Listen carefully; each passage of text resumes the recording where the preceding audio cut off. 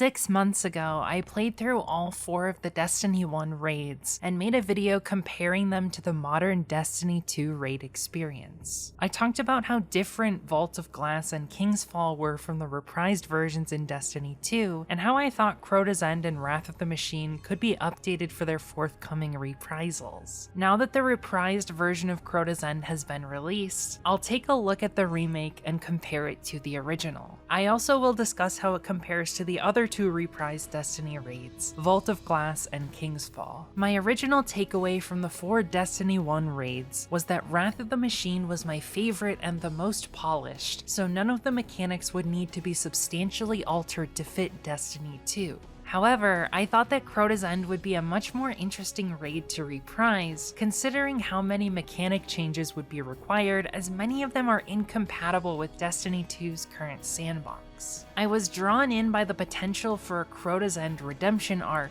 from being lambasted for being an easy raid in Destiny 1 that could be beaten solo while blindfolded, to being a brutal day 1 experience not for the faint of heart. Shortly after Root of Nightmares released, I changed my mind. My confidence in Bungie's ability to pull off a solid reprisal of Crota's End had waned a bit, so I decided I wanted to see Wrath of the Machine more. By August, I had all but convinced myself Bungie was going to reprise Wrath. When Crota's End was revealed in the Final Shape Showcase event, I was nervous. I didn't want to see Bungie release another raid that would receive similar reception to Root of Nightmares, having been panned by hardcore community members for lacking mechanical depth and difficulty. This led to a frustrating Root of Nightmares LFG experience, where many people queuing for Know What To Do runs didn't actually know the mechanics and expected to be carried without learning any of them. I didn't want Crota's End to have the same fate. Thankfully, I was wrong, and the original redemption arc I had envisioned would come to pass. In midsummer, my friends and I began to bounty prep and gathered up a team of 6 to take on the contest mode raid. On the eve of release, I was excited but also very anxious. We hadn't been able to get as much raid practice in before day 1 as I would have liked, and I wasn't sure if we would actually get a clear. We also had one of our teammates drop the night before because of a family emergency, so we scrambled to find a replacement. Obviously, family comes first, so it was super important for the teammate to cancel on us, and there were no hard feelings about it for me, but I was feeling even more shaky about picking someone up that we hadn't practiced with. Thankfully, a friend I hadn't played Destiny with since Season of the Seraph, but who was very good at the game, was able to come through and take the slot. With our final team assembled, we gathered up in orbit the next morning and launched into the raid as soon as it dropped at reset. Immediately, we noticed a new mechanic.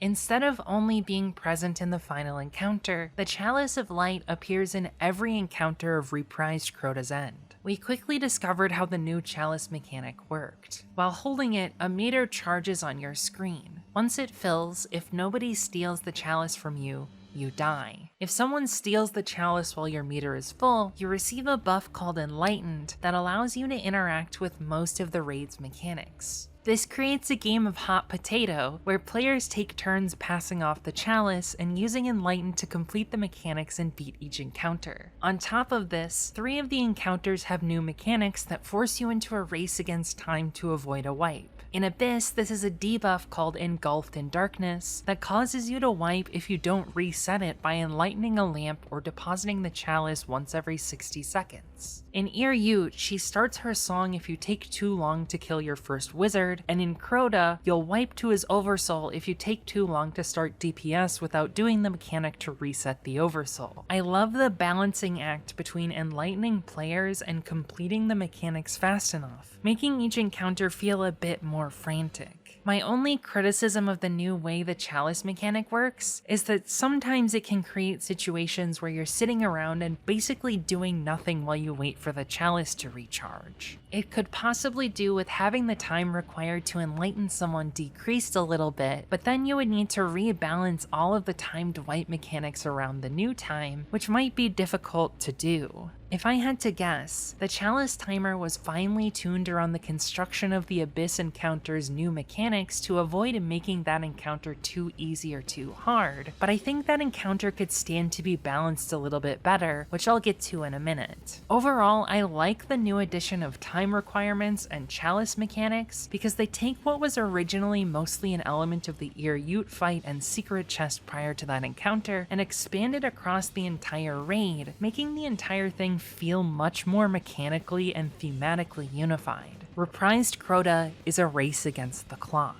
In Destiny 1, most of Abyss's difficulty was from the way the D1 raid revive system worked. Being locked out of a revive for 60 seconds in darkness zones made it nearly impossible to revive a teammate who fell in a hole or died to Cursed Thrall, but there was no wipe timer if someone died. This meant all you needed to clear this encounter was to have at least one person survive the whole way through the Abyss. In Destiny 2, Abyss has a completely different difficulty, and in my opinion is probably the most difficult encounter in normal mode for most teams. In pretty much all of my runs since contest mode ended, we usually wipe a few times when running this encounter with a new group on a non-teaching run. Bungie achieved this by cranking the chaos up to 11. Now there are swinging hive death pendulums between most lanterns, and you need to be enlightened to activate a lamp and remove the team's Weight of Darkness stacks to regain mobility. Additionally, every 2 to 4 lamps, there's a pedestal that the Chalice must be placed in and picked up by someone else to activate the next lamp.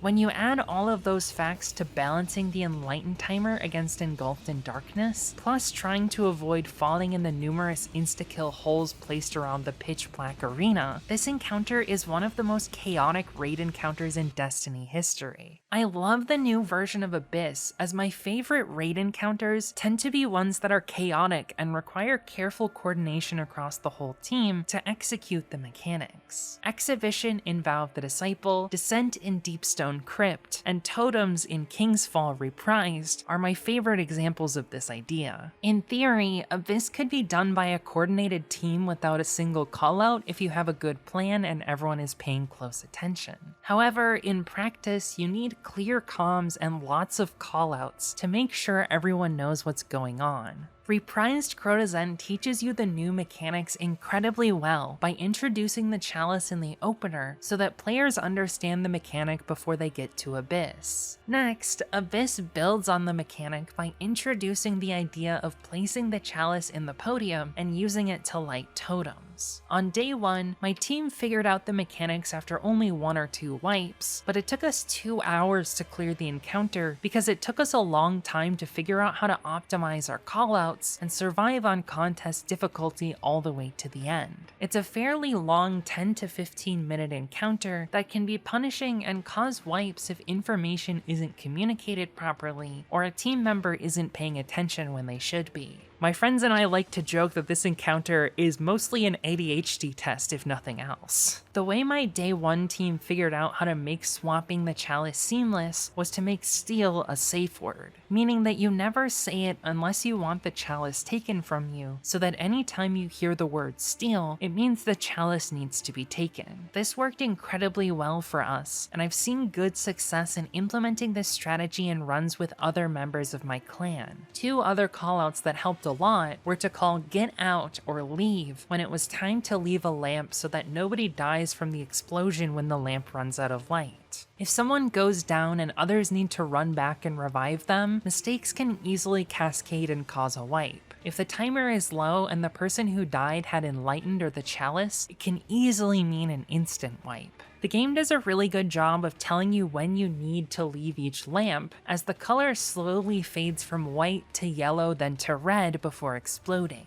Once the light starts to get sufficiently yellow or orange, it's time to leave. It was also super helpful to check if the next lamp wasn't lit and then call out deposit so that whoever picked up the Chalice next knew to dunk it so that the next light could be turned on. Another thing that helped us was always rotating through the Chalice in roster order so there wasn't confusion about who should grab the Chalice when. this encounter can really cause the bystander effect where everyone hears steal but nobody actually steals it. Roster order rotation isn't super necessary in most normal difficulty runs, but is incredibly useful on higher difficulties or for challenges or triumphs. I love that once you get a group comfortable with the encounter, all you need to execute is a small number of one-word callouts to become a well-oiled machine and clear without incident. It's very satisfying. Abyss's encounter triumph is called Featherlight, which is the hardest encounter triumph I've ever seen on normal difficulty. The triumph requires you to clear the encounter without letting anybody ever get to 10 stacks of Weight of Darkness, the buff that progressively slows the player and must be removed by lighting the lamps. With how tight the timing is between some of the lamps, this triumph is incredibly difficult to achieve. I still don't have it yet and have done more than 7 hours of attempts at this point. This triumph is harder than a flawless run of the encounter. The difficulty of this triumph is one of the main reasons I think the Chalice timer should be shortened by a couple seconds. Trying to accomplish Featherlight shows how unforgiving the current Chalice timing is for Abyss, so a slight decrease in difficulty would be nice. As is, this triumph is harder than most Master Raid challenges, which is absolutely absurd for an encounter triumph. Even though there are some downsides to the current iteration, Abyss is easily my favorite encounter in reprised Crota's End, and I think the raid team did an excellent job updating it for Destiny 2.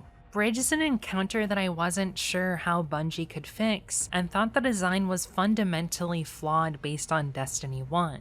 The mechanic of slowly waiting for everyone to get a sword and cross the bridge was pretty boring, and the enemy density was way too low to be interesting. Additionally, the need to bring 6 swords across the bridge made it easily possible to accidentally softlock yourself if someone died with a sword or at the wrong time. For the reprisal, Bungie changed this encounter less than I expected, but made a genius adjustment that I think solved a lot of the issues. Now, instead of only being able to cross when holding a sword, you can also cross the bridge while holding the Chalice. Because the Chalice needs to be transported across, you also now only need 5 swords to complete the encounter, and the Chalice's ability to be transported across the bridge back and forth solves the softlock problem. Additionally, swords can only be picked up while enlightened, making managing the Chalice an important part of the encounter. Barrier champions also add a bit more difficulty. After the gatekeeper has been killed with the sword, you can deposit your sword into one of the fonts the Chalice could be placed in, which dot the far side of the bridge, allowing you to preserve it until the final portion of the encounter where you kill a second wave of gatekeepers. Bridge was the first encounter my team got stuck on during day 1. It took us 3 hours and 45 minutes to complete because we struggled to find a strategy that worked for us. Initially, we were just trying to have a single person tank the first gatekeeper, but they were beefy, did a lot of damage, and could nearly kill you in a single melee on contest, so we had a lot of trouble. We didn't realize that you could send someone across the bridge with the Chalice until we had been on bridge for a while. To try to get past the first gatekeeper, we were doing things like throwing stasis turrets across the bridge with fastball to slow the gatekeeper so that it would be easier for the one person to kill. Eventually, after figuring out the Chalice mechanic, we realized that you could send someone over with the Chalice immediately with the first sword, have them pop a well for healing, and use tractor cannon to blind and debuff the gatekeeper to make soloing the first one much easier. Then the person with the Chalice would immediately run back to the other side and give it to someone else. Things started to go smoothly after that point. I was our designated Chalice runner, so I would sprint back to the spawn side and barely have enough time to make it back before dying. It is possible just to get everyone enlightened before anyone crosses the bridge, and then deposit the Chalice on the other side and have the Chalice runner stay. However, this strategy is much harder to recover from because the person who gets revived who died needs to take the Chalice immediately, and the timing is super tight. Then they need to run it across the bridge, and the person who got enlightened from the Chalice who went and did the revive needs to to stay on the spawn side until they get a sword. Every time this happens, the margin of error to avoid cascading deaths in a wipe is very small, so I don't think it's the best for contest or master. Because this strategy is super easy, I usually use it for normal mode clears and haven't had issues with it. On contest mode, we had 2 dedicated people who would swap the chalice back and forth on the center plate of the spawn side and avoid getting enlightened until the 4th sword spawned. Then one person would get enlightened and grab the sword, while the other person took the chalice across the bridge. Once we had the chalice well and tractor strategy, it came down to a matter of execution, and we were able to clear the encounter after a few more attempts. The chalice mechanic adds a lot of strategy to Bridge that helps the encounter avoid being as boring as it was in Destiny 1. I still think this encounter is somewhat easy and uninteresting on normal mode, as the gatekeepers aren't very threatening and there's a lot of downtime as the enemy density is still fairly low. It's definitely the weakest encounter in reprised Crota, but has been improved a lot from its original form. After the bridge, there's a mini encounter before Yut that once again uses the chalice. There are 2 transparent green barriers in a hallway that can only be passed through by someone who is enlightened. Traveling through the barrier consumes the enlightened just like picking up a sword or lighting a lamp in the previous encounters. Once on the other side of the wall, you're trapped until you kill the Shrieker inside the room, at which point the wall comes down and your teammates can join you. After opening all 3 barriers, the chalice can be placed in a font to progress to the next encounter. If done fast enough, players can access a secret chest in the chalice room. This mini encounter is incredible because it teaches you the new mechanics for Yut before you even enter her encounter. The mechanics that are new to reprised Crota's End are a masterclass in game design. Each encounter is slowly building the player's knowledge until the final one, where you'll use most of what you've learned to defeat Crota. Personally, I think the best tutorials for game mechanics are seamless, and you don't even realize you're being taught something by the game as it happens. The 2007 Valve classic Portal is the quintessential example of this, as the game slowly teaches you new mechanics to solve each puzzle chamber, incorporating what you've learned in successive stages until the boss fight, where you use everything you've learned how to do to defeat GLaDOS. The naturalistic tutorials for each chalice mechanic as Crota's End progresses are perhaps the greatest achievement in this or any reprised raid. It gives the mechanics a sense of momentum and makes learning each new encounter easier because you use things you learned in previous encounters and build upon them with 1 or 2 new pieces of information at a time. It makes the raid incredibly satisfying and a perfect example of what the game designers working on future Destiny raids should strive for in terms of mechanics. In Destiny 1, Yut was barely a real encounter. She was a glorified mini-boss who was extremely easy to kill. The main criticism of this encounter was that it had no mechanics aside from sending 3 people to each side to kill the enemies and lower the barrier before Yut finished her death song, or you would wipe. The main thing I thought Yut needed to be a modern Destiny boss was her own unique mechanics and a substantially larger health pool. This is the exact treatment she got in the reprisal. The death song is mostly absent from this encounter and is instead replaced with the barrier mechanic from the mini encounter. Players need to kill Shriekers to open the barriers in the middle where Yut stayed in Destiny 1, but she isn't there in Destiny 2. Instead, the chalice can be found behind the barriers, which is needed for the main mechanic to break Yut's immunity and get to a damage phase. Once the chalice is picked up, players need to look around the arena as there are 7 more green barriers. Behind these barriers, there will be 3 wizards and 4 Shriekers. Players need to use their radar or a weapon with true sight to see into each room and identify the 3 with the wizards. 3 enlightened players must then go inside the wizard rooms and kill the wizards to break Yut's shield. However, once the first wizard dies, Yut's death song starts playing, and you have a finite amount of time before DPS ends and her shield reactivates, so you need to try to kill all 3 wizards at the exact same time to maximize DPS. After each damage phase, there's an additional wizard for the next phase, so you need another player to become enlightened and kill a wizard. If you're too slow, Yut will start your DPS timer before wizards are killed. Additionally, you need to do at least 1/3 of Yut's health each phase or you will wipe. In contest, Yut was no slouch in terms of health pool. My team was stuck for a total of 8 hours and 15 minutes of attempts. The main reason we struggled was survivability, as there are a lot of beefy yellow bar knights in Yut that you need to kill and who nearly one-shot you on contest. We initially tried rockets, but couldn't get it to work consistently enough to be viable. Eventually, after taking a sleep break after being in the raid for 11 hours straight with minimal breaks, we returned fresh and learned of a new strategy. Divinity +5 linears, the throwback to the Witch Queen era, which should be cataclysmic for the highest DPS or sleeper simulant if a player doesn't have cataclysmic. This strategy worked incredibly well, making it possible to two-phase Yut on contest if playing perfectly. We used Cenotaph and Aeons for ammo drops, and had our players hot swap to damage exotics before any wizards were killed to optimize DPS. With this strategy, we just slightly missed the two-phase but got a nice three-phase contest kill. I love what Bungie did to beef up Yut and make her feel like a worthy boss. I think this encounter is my second favorite because it's much more interesting to me than Crota, but Crota is close behind.